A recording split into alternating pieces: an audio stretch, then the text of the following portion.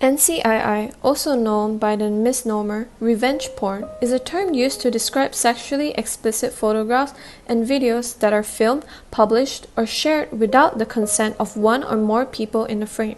During the MCO in 2020, Women's Action Society Malaysia reported that 41.7% of its calls for sexual harassment cases are online sexual harassment.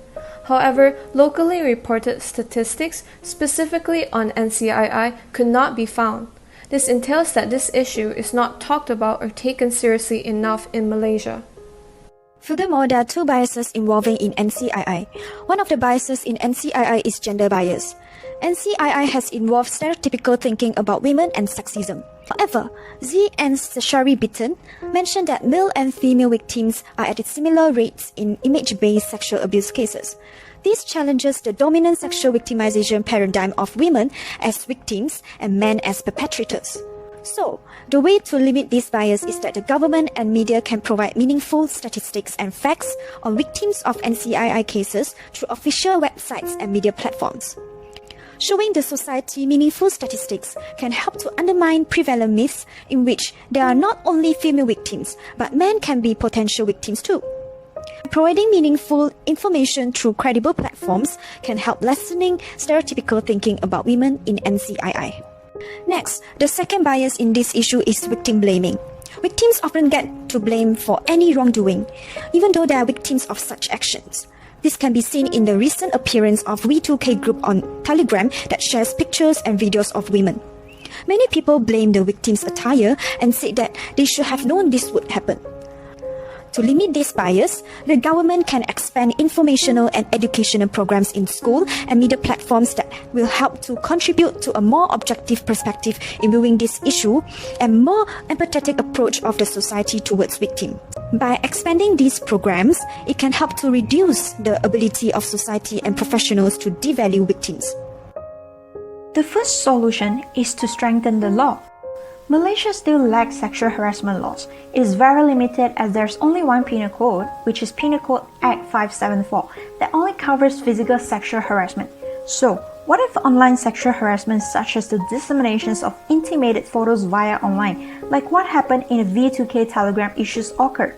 Thus, the law on sexual harassment should be improvised. The Malaysian Minister of Women, Family and Community Development, Rina Harun, told the public that a new sexual harassment bill will be discussed by the Attorney General's Chambers AGC in March 2021. The minister assured that if this bill was to be passed, it will not only tackle sexual harassment issues at workplace, but also across other areas. This is a good step in protecting the victims and helping to deter the harassment issues through proper legislation. How about Section 292 of the Penal Code? This act applies to both possession and distribution of pornographic materials. The law is there to prevent dissemination or circulation of material. And this is whether you pass a photo to me of someone of pornographic material or you send it via online means. And like right now in this day and age, it's usually sent via online means, right? So sending it now is already an offence. It's a crime because the penal code addresses it and covers it as a crime. But it's also an issue of sexual harassment as well. Okay, and unfortunately for Malaysia, we don't have a law on sexual harassment at this point in time.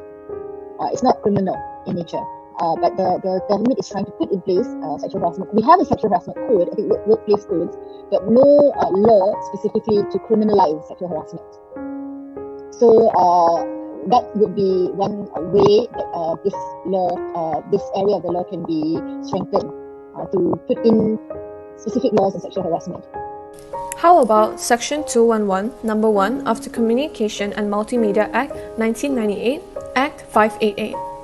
No content applications service provider or other person using a content applications service shall provide content which is indecent, obscene, false, menacing, or offensive in character with intent to annoy, abuse, threaten, or harass any person. Okay, the key terms with this law is that you can't do it with the intent to annoy, abuse, threaten, or harass a person.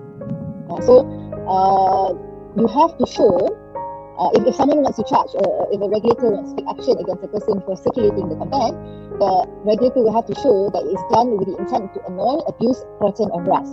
So those are key provisions, those are key terms that need to be able to be proven in your V2K Telegram group, because it may just be for fun. There's no intention to annoy or abuse anyone or threaten anyone, right? So one of the ways to enhance this law, or to strengthen this law, is perhaps to take out the intent from the provision of the law. Second solution is to raise awareness among the public.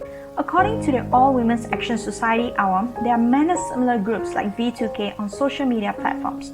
Majority of the members are men, and the fact that some of them even state misogynistic comments concern the society about issues of gender-based violence. Hence, initiatives like organizing more campaigns or talks regarding the issue of online sexual harassment and gender-based violence should be emphasized and promoted. Other than that, citizens can be encouraged to share these talks or create material based on the theme themselves and promote it on social media, which can raise awareness on the topic of gender-based sexual harassment among the public. With these steps, people will be more aware of the issue.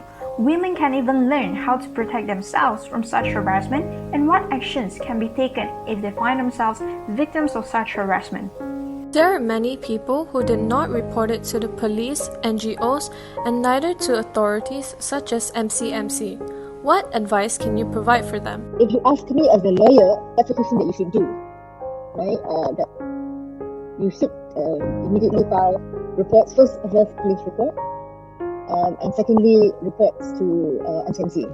And NCII have been quick to respond, especially when it comes to crime that's committed, or that's if there are allegations of crime having been committed. So I would say that they should follow the process that's laid out under the law and take action.